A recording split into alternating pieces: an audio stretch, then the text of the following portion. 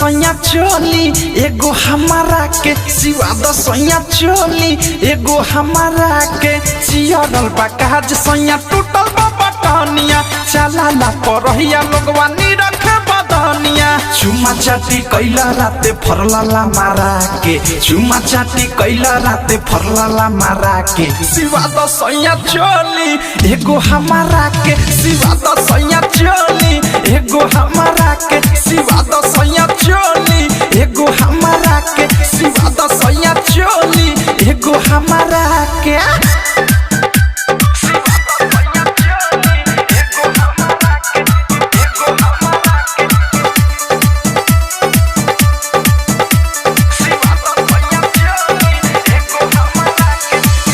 लावा कपड़ा तू किन एगो राजा रंगीन आज जाके दरजिया के दे दी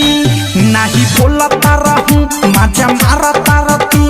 ना देव तो बोला हो के दी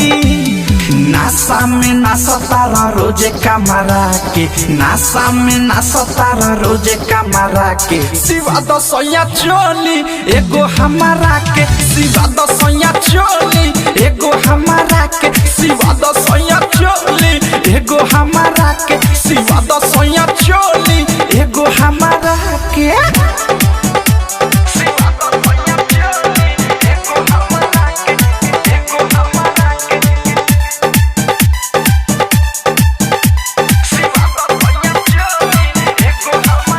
हसे प्रेमी अवधेश अनुराग या मुकेश संगे थारुआ मिठू मिसाइल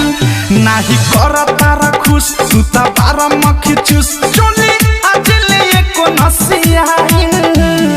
बाहर तुला बारा हो एक ना मारा के बाहर तुला बारा हो एक ना मारा के सिवा द सैया चोली एगो हमारा के सिवा द सैया चोली एगो हमारा के सिवा द सैया चोली एगो हमारा के सिवा द सैया चोली एगो हमारा के चियरल बा काज सैया टूटल बा बटनिया चलाला परहिया लोगवा नी रखे बदनिया चुमा चाटी कैला राते फरलाला मारा के चुमा चाटी कैला राते फरलाला मारा के सिवा द सैया चोली एगो हमारा के सिवा द सैया चोली एगो हमारा के सिवा द सैया चोली एगो हमारा के सिवा द सैया चोली एगो हमारा के